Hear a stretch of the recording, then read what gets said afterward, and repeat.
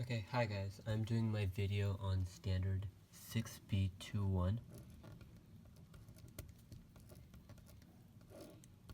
and so the standard says that the student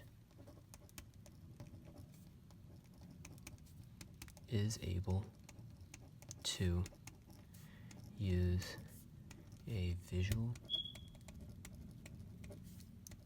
representation of a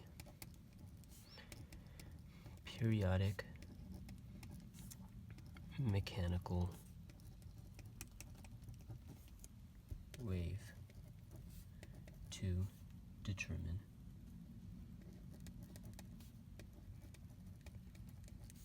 the wavelength of the wave. To put this in more simpler terms, it's basically asking us to use graphs to find the wavelength of the wave. And so now I'm going to define what a wavelength specifically is. So wavelength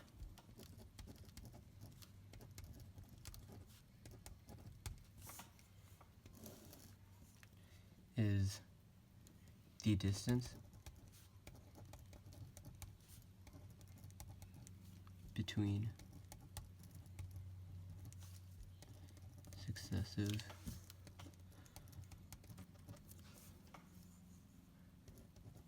crests of a wave. So this is pretty simple. It's basically between the topmost point to the topmost point, or anywhere using that. So if you moved from the topmost point to the bottommost point, then you have to move on the other wave from the topmost point to the bottommost point to get a full wavelength. And the equation for the wavelength is lambda equals velocity over frequency. And so lambda is the wavelength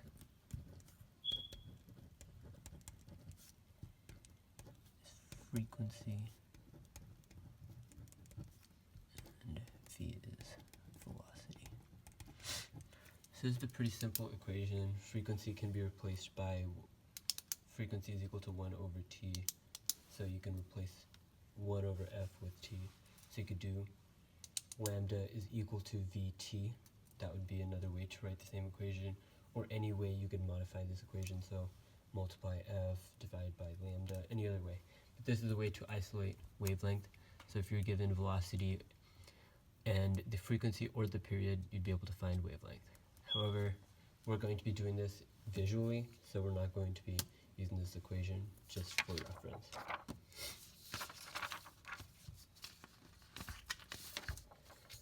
So the specific problem we're going to be doing today is asking, a wave is traveling in a rope. The diagram below represents a snapshot of the rope at a particular instant in time.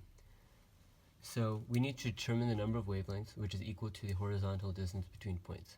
So on the periodic wave that they just gave us, there are points marked along this wave, and we're going to have to find the distance between specific points that they give, and that's what we're going to be doing today. So the easiest way for us to start is by first drawing what a wavelength would be on this specific wave that we have gotten. So we're going to start at this first point, the starting point.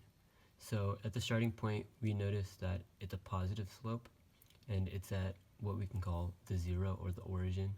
So it's 0. So this will be the start of the wavelength.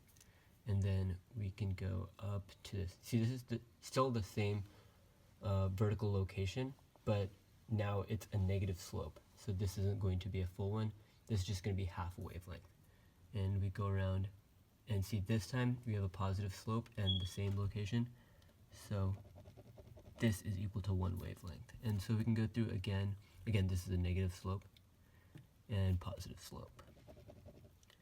Negative slope, positive slope. Negative slope, positive slope, negative, positive, and that's the end. So now we know a full wavelength using the origin point as the beginning. Now we're going to use the crest as the start of the wavelength. So start at A.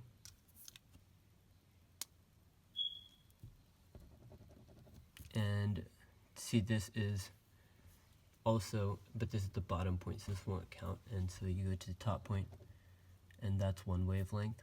Go again, bottom, top, again one wavelength, one wavelength, one wavelength, and one wavelength. So using the tops as the, and then the last one using the bottoms. So start with this one all the way at the bottom here with B. Again, top to bottom, one, top, back to the bottom, one, top, back to the bottom, one, back to the bottom, one. So now when we do start doing these problems, it's going to be a lot easier for us now that we know what one wavelength is given no matter which point we start at. C to E. C to E, that is one wavelength. Because each from one red to another is one, so from C to E is just half one. 1.0 wavelengths. Or we could write lambda. C to K. So this is 1, that's 2, that's 3, and it's in between another one, so that's halfway. So 3.5 wavelengths. A to J. So A is starting at a crest, and J is also a crest, so you know this is going to be a whole number. So 1, 2, 3, 4. This is 4.0 wavelengths.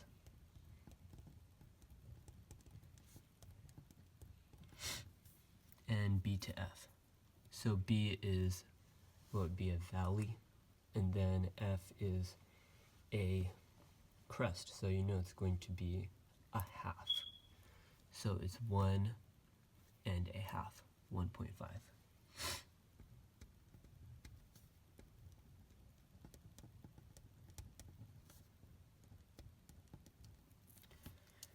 And now we move on to D and H. So D is somewhere in the middle, so this is just a weird location, and so is H. So because they're in the same location, this is going to be pretty easy for us to do. It's just going to be 1 and 2. 2.0 wavelengths.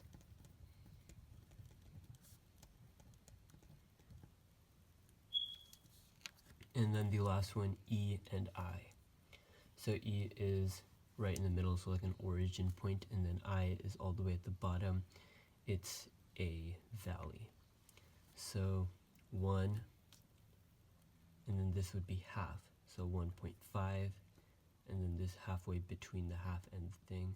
So this is a fourth. So 1.5 plus 0.25, 1.75. 1.75.